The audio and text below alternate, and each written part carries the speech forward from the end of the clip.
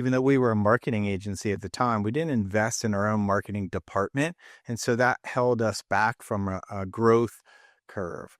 And so once we decided to hire a marketing team internally, do our own inbound marketing, as opposed to just relying on referrals and stuff that would come through HubSpot. And once we did that, we really increased the velocity of the sales for our team.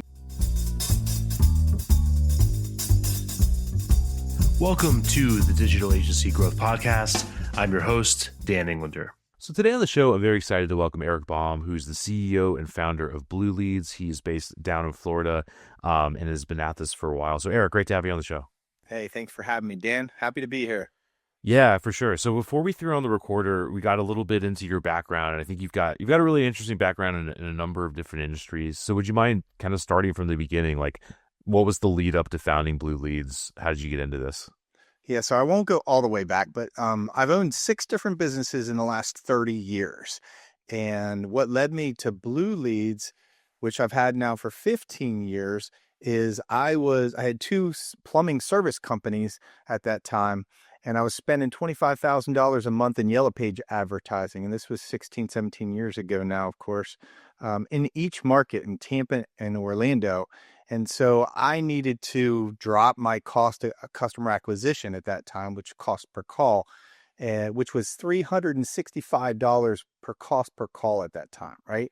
And so I got completely out of the Yellow Pages, went full force into paid media, and dropped that cost per call down to $45.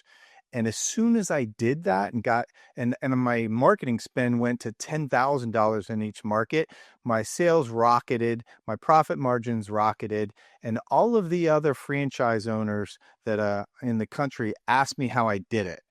And so I immediately said, hey, I will actually do it for you. So I took my first person that was doing that internally at my plumbing company, and I moved them into a new company at that time called Baum Marketing. And I immediately had like 50 customers right out of the gate. And I made all the mistakes of an accidental agency owner would make. And I charged way too little for, PPC management, way too little for website design at that point. But that's kind of how I got into it. And then I found HubSpot about a year into that journey, and that completely transformed the way I thought about marketing. And what we do now, of course, is we're a HubSpot onboarding and implementation agency. So we don't even do pay-per-click advertising. We don't do half the stuff that we started off doing 15 years ago. Yeah, that's interesting. We'll definitely get into HubSpot. I guess, like, first off, how did you get into marketing? Like, what did you have a plumbing background originally, or how did you kind of like get into this to begin with? Yeah, so no, I didn't have a plumbing. So I owned a manufacturing company at that point, and we sold into plumbing companies as one of our customer base. And so I saw an opportunity in buying a franchise, starting those franchises, and quite frankly, I was going to flip those things with my business partner at the time. And so we grew those 2 things, but our main company was the manufacturing company, and he was actually the person that was in charge of sales and marketing. He was really good at that piece. I was like the COO. I was better at the operations side of things. But we went through a messy breakup, and at the end of that breakup, I ended up with the 2 plumbing companies, and so I needed to figure out marketing on my own. So I hired somebody internally, like I said, to do that for me. And then once I found HubSpot, that's when they first came out with inbound marketing, which, now we know is content marketing, which is honestly kind of gone beyond what inbound marketing started as, and is really not working as much anymore. But that kind of, once I found that inbound marketing through HubSpot, I just started digging in and learning everything I possibly could. And really, it was trial by fire, Yeah, that makes sense. So you're running marketing for yourself. You got these 50 clients, making all those mistakes, undercharging. You decide to double down on HubSpot implementation. I guess my first question is, like, roughly what year are we in, and how did you decide that HubSpot was going to be the thing? Yeah, so this was 2009 when I reincorporated as Blue Leads. In 2010, became one of the first HubSpot partners that they just started their partner program with Pete Caputa was the partner program lead at the time. And I was one of the first 10 HubSpot partners that they brought on. And at that point, that's when we started shifting completely into doing traditional like marketing retainer models, lead gen, sales pipeline, that kind of stuff. That makes sense. And how did you decide back then that like you're going to hitch your wagon to HubSpot, and how risky did that seem back in 2009? It seemed very risky at the time. But I'm an entrepreneur, so risk is in my DNA. And I joke about it all the time. And every year, like there are inbound conferences coming up next week. So once a year, HubSpot has a conference. And every year I go and I see the co-founders, Dharmesh Shah and Brian Halligan, and I thank them because I'm like, you guys started something and I bet on your company and it turned out to be the right bet. Did I know it was going to work out? No, I had no idea. I mean, back then they had like 15, 25 employees, something like that. It was a pretty small operation. And now they're doing $3.5–4 billion in revenue, publicly traded company. They've got 7,000 HubSpot Solutions partners like me. I'm in the top 3 in North America and the top 5 globally. And so I owe everything, all of my family, everything I've built is built on the back of HubSpot. So Yeah, it's an interesting model, and I want to dig further into kind of like the idea of an agency hitching their wagon to a software company. I guess like first off, to go back to incorporating Blue Leads, focusing on HubSpot, what did the team look like then? And specifically, like how were you winning clients? What did biz dev look like? yeah, so completely different than it is today. So back then I had 4 employees. When I started like reincorporated as Blue Leads, I had 4 team members. So website design developer, content marketer, actually 2 content marketers and 2 dev people. I was doing all the selling at that point, and doing all the finance and doing basically wearing all the hats. Fast forward to today, and like from a sales perspective, I would literally get on the phone and talk to people, and they'd be like, "Okay, what's the next step?" And I'd be like, "What's your credit card number? I'll take the deposit right now. We'll get started." Like I had no process in place. Today, fast forward, I got a VP of sales, 5 sales team. We've got a pipeline of 2 million plus that's just circling through. We've got a defined sales process, quoting tools. Everything's completely streamlined. And I'm not involved in the sales aspect of things.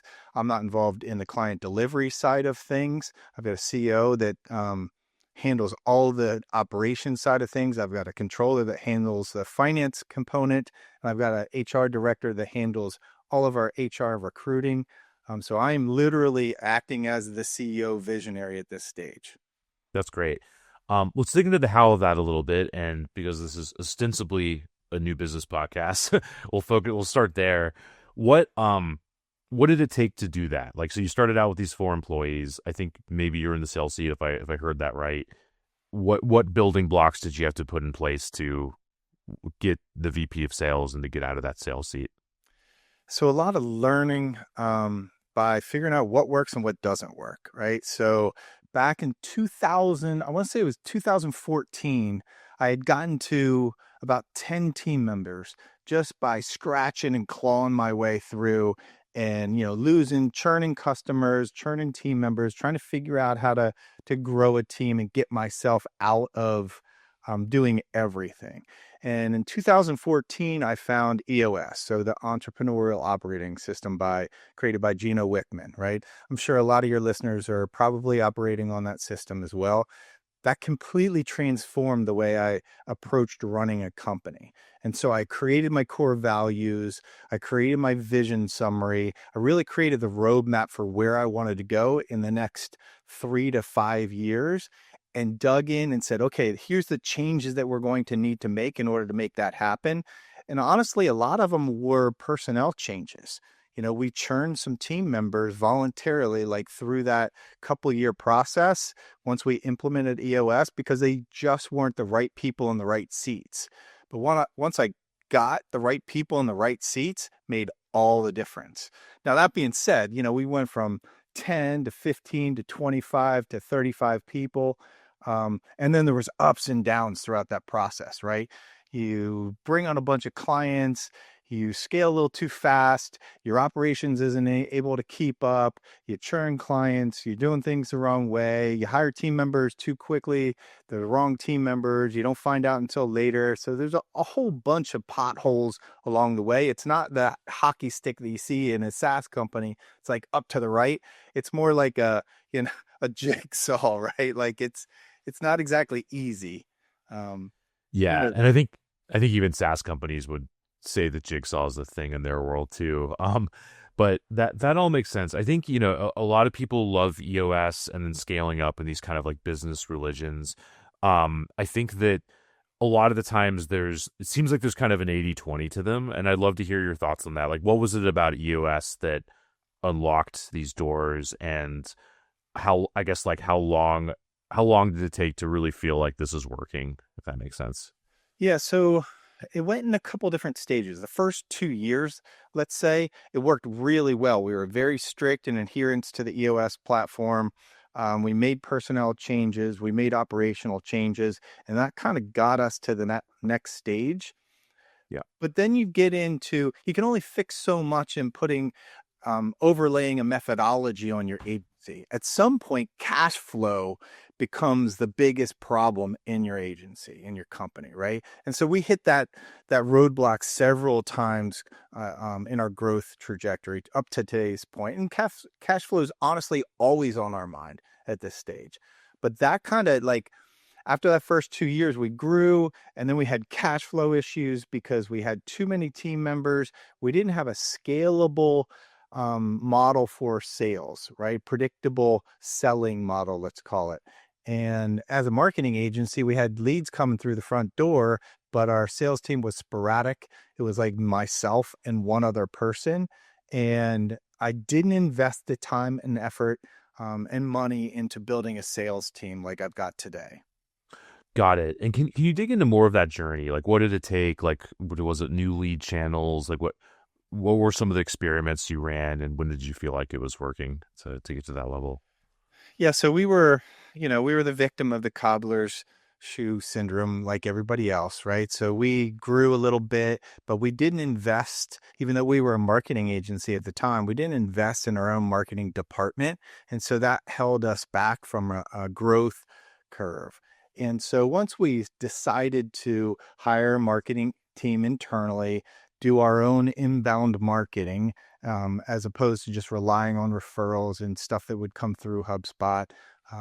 Once we did that, we really increased the velocity of the sales for our team. And then that allowed me the free cash flow to be able to invest more in the sales team.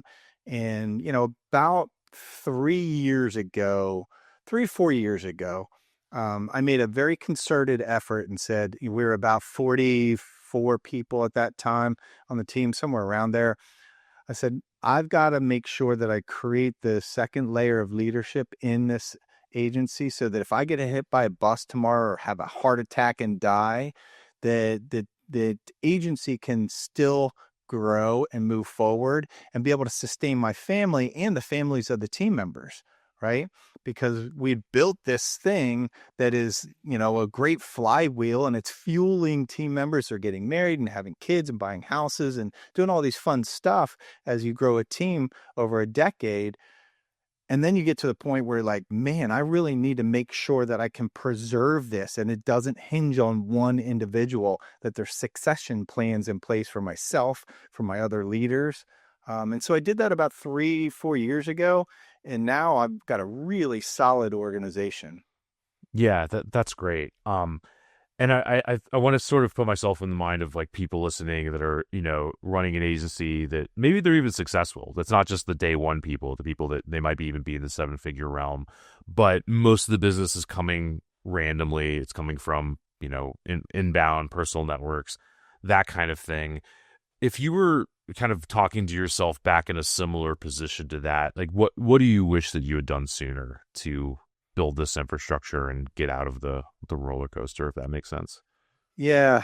There's a concept in EOS called letting go of the vine. And that's like, as a leader, we tend to hold on to responsibilities inside of our agency or a company for far too long.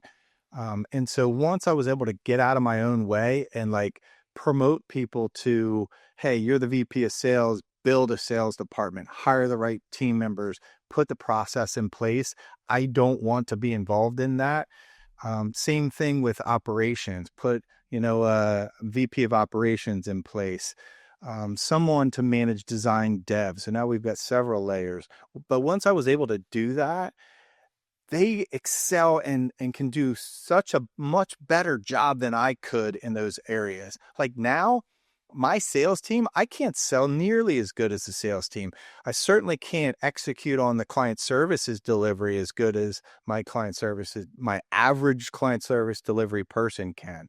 I'm really good at building and scaling and growing, but not as good as the frontline troops are doing their jobs today. So I would have let go in those functions earlier on. That's great. That's helpful. Can you talk about the order of operations with that? Like what had to come first? Do you wish you'd done it any differently in terms of that order of operations and so on?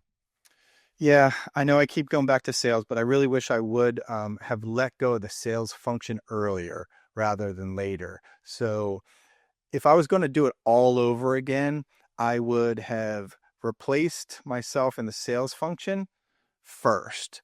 Then I would have replaced myself in the operations side of things.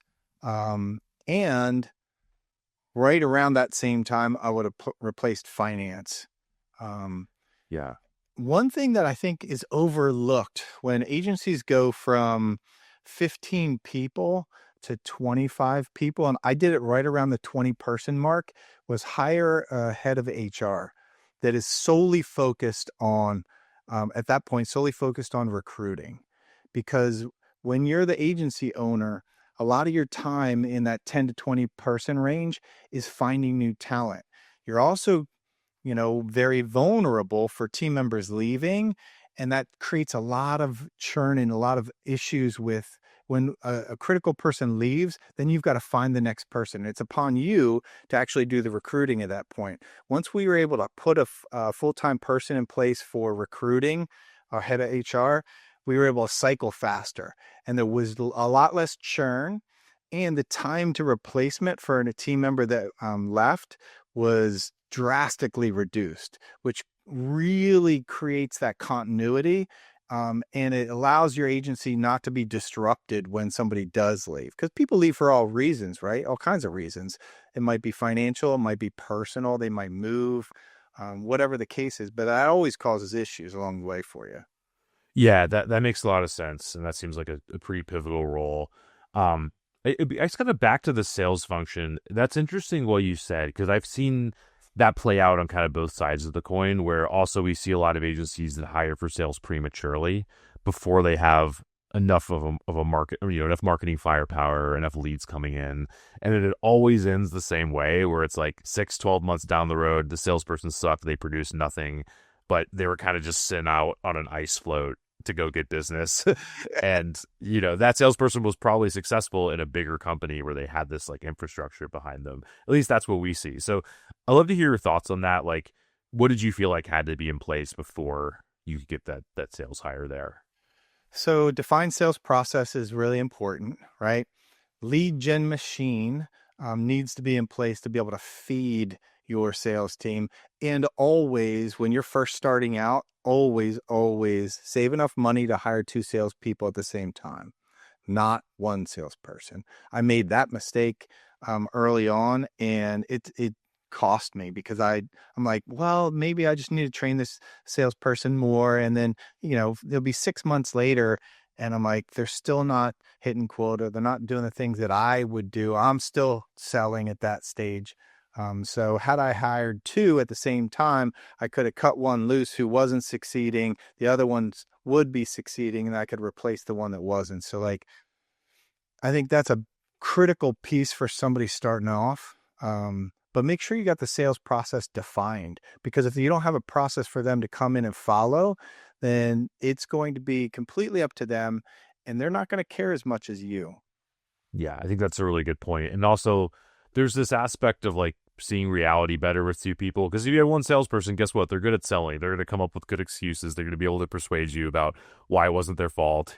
And Yeah. sometimes those excuses are true. But, if you have two of them, you're getting data a little bit more at that point. So I've definitely been through that. That all makes sense. That's really so. The couple things you mentioned earlier, I'd love to circle back to. You mentioned inbound's not working as well, if I heard that right. Why? Why not? I mean, right now, of course, it's due to AI. So inbound marketing was built on the found of create content, and that will pull people to your website through organic search. Obviously, all the organic search has fallen off a cliff at the moment. So, for us, I give you an example. We went from 300,000 visitors a month to our website down to like 10,000 visitors a month over the last year and a half. And it has to do with organic search is just not as prevalent anymore. With AI, nobody's actually asking. I can't tell you the last time I actually went to Google and searched something. I just asked ChatGPT or Perplexity or Gemini, like, hey, give me the answer to this. And then once I find that answer, then I'll actually go to that website of the company that it's suggesting, right? So I think the game has changed from a lead gen perspective. Where I think it's going, I'm not exactly sure, but I can tell you what's working for us currently, and that is strategic partnerships, right? So being a HubSpot partner, of course, we co-sell with HubSpot, we go to market with HubSpot, but we also cultivate integration partners with HubSpot. So the quota paths, the deal hubs, the software companies that integrate with HubSpot, so we can do that complete CRM, like one source of truth inside of HubSpot. So we'll work with those other app integrations and partner with them, and then we'll share data through a software called Crossbeam. And so we'll be able to see, hey, our prospects and our customers have an overlap with your prospects here. Do you want to collab on that? And so we're generating net new leads based on their customer base and prospect base and the overlap with our customer base and prospect base.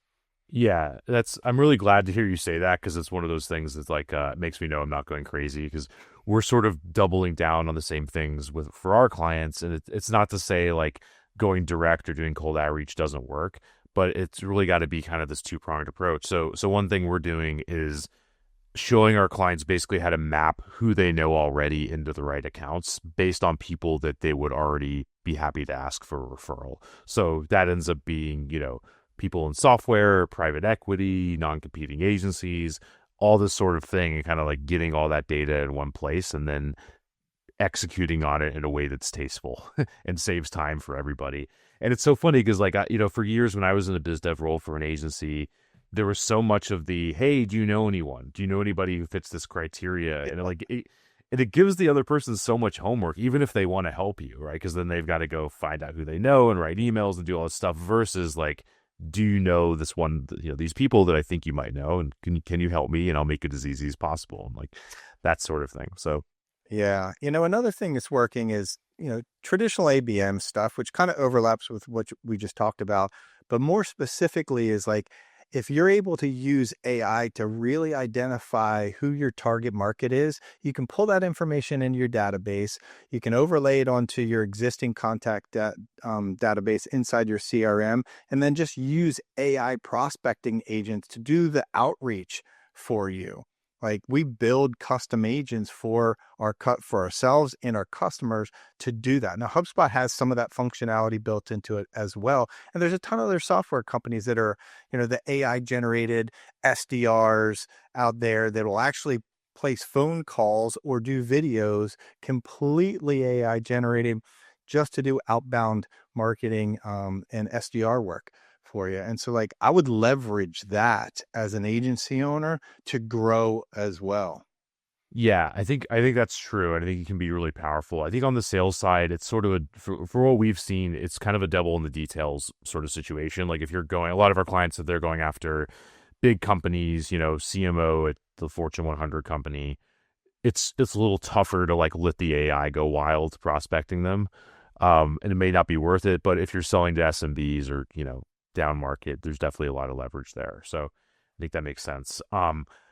With that in mind, before we put on the recorder, you talked about leveraging AI to like bring down headcount, like in a really tangible way. And I love having these conversations because, to be candid, there's so many charlatans right now. Like there's so many people that have the word AI on their profile that I don't know if it's real, and I think we're all figuring it out. So the actual experts are at the big tech companies because that's where they would be, and everyone else is just figuring it out. So I'd love to hear your perspective with that. Like how are you using it, and as much tangible experience would be great. Yeah, so we're, early adopters, right? So I'm a tech freak. I love everything new. And so as soon as ChatGPT rolled out, I was like, okay, how are we going to leverage this? So fast forward 2 years, let's call it now. We've learned an awful lot. So we've got an overlay of AI services that we provide for our customers. But what I always tell and so like, for instance, HubSpot has AI functionality built into it. Other software companies that we have strategic partnerships have AI functionality built into it that integrate with HubSpot. Of course, we use ChatGPT, Gemini, Perplexity. So for teams, building out custom gems, custom GPTs to replace or extend the functionality for our team members, as well as building out custom agents that can do things, right? So take actions autonomously. So those are the kind of three areas: the current software AI that's got built into it, ChatGPT functionality, and the custom agent functionality. But what I will say is, honestly, like, even building out custom agents, as cool and as fun as that is, it's almost a waste of time at this point because the major software companies are providing so much information, or like they're iterating so much faster than we can from a small agency perspective, right? And I'll give you an example. Like, I've been toying with, hey, should I bring a CFO in at this point? What do I need to do here? And I've looked at software companies to act as like a partial CFO in addition to my finance team that I've got internally. And I built out custom GPTs to act as that CFO advisor.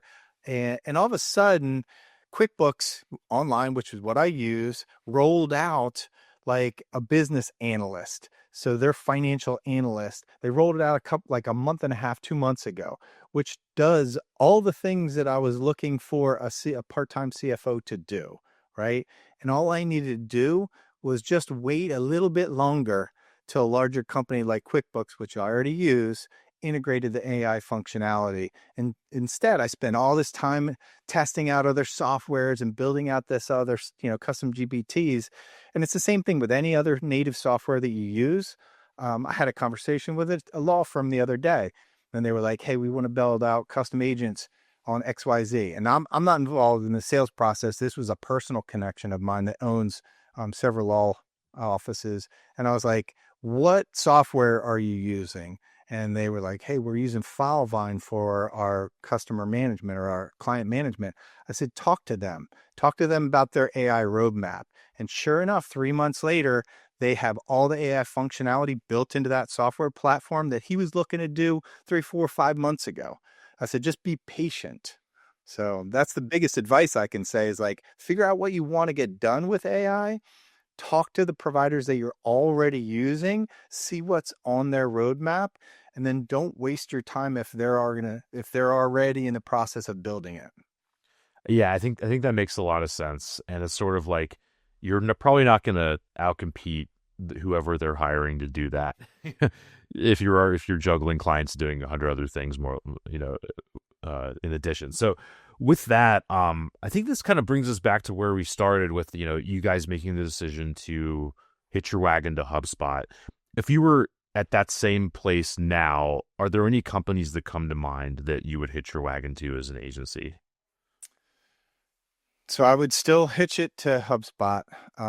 They are by far like growing very, very quickly and innovating at such a velocity that I don't think, the big guys like Salesforce can't keep up with, as much as that sounds crazy to say, because Salesforce is the gold standard in the CRM space.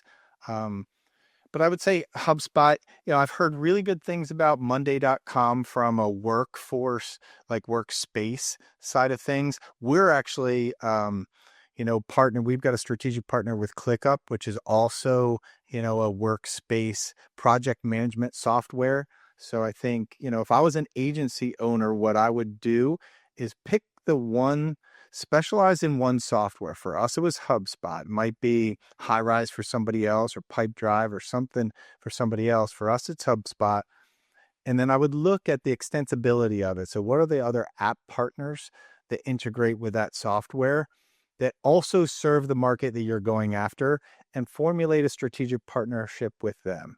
And that's how I would go to market differently today than I did 15 years ago. And I think that'd be much more effective than what I did. But I did what, HubSpot told me to do. And it's worked out really well so far. Yeah, so it sounds like it's almost like you'd have a squad, like you'd have this small squad of software companies that could send you leads and you could send leads to, and so on. You're kind of growing. Yep. Yeah, that's cool. I mean, the one in our world is Clay, and I'm curious to hear your thoughts on it, or if you've tinkered there or not. So we haven't messed around with Clay. So that is on our roadmap to look at. But we haven't formed a partnership with them. I know there's a lot of HubSpot partners, or I should say a lot of HubSpot customers that use Clay as well. Yeah. But there's only so much time in the day as an agency owner, and that kind of falls on my head to formulate those strategic partnerships now. Our marketing director kind of handles the day-to-day operations with lead gen and working with them for sales pipeline and stuff. But it's my role to go in and actually identify those companies that I want a partnership with. And then, quite frankly, it's a question of execution. Like, do you have enough capacity to get your team up and running and trained on a new platform so that you can provide the level of good partnership with that other software company? Right now, we're like maxed out with the partners that we have, which is a good thing to have, a good problem to have, I should say. Yeah, and I think that my guess, and this is what I've experienced, is like the attrition between these platforms is so much faster, right? And it's so much more chaotic in terms of like knowing who's going to make it or not, that it's like, obviously a HubSpot or a Clay is like a little more embedded and has like a lot more infrastructure, but everything in between, it's like you don't really know what's going to be there next year. Yeah, exactly. So, Eric, this has been so much fun, man. Where can people go to learn more about what you're up to with Blue Leads and so on? Yeah, so they can always check out our website, blueleads.com, or hit me up on LinkedIn, which is just, Eric, it's E Baum BZ on LinkedIn. I'm happy to, hop on the phone and offer advice or tell other agency owners what's working and what hasn't worked for me. I've got a lot of war stories on what, big mistakes that I've made throughout the process that I wouldn't repeat for sure. So Awesome, man. We'll get that linked up, and maybe that'll fuel a follow-up episode. So really appreciate it. yeah, of course, man. Thanks, Dan.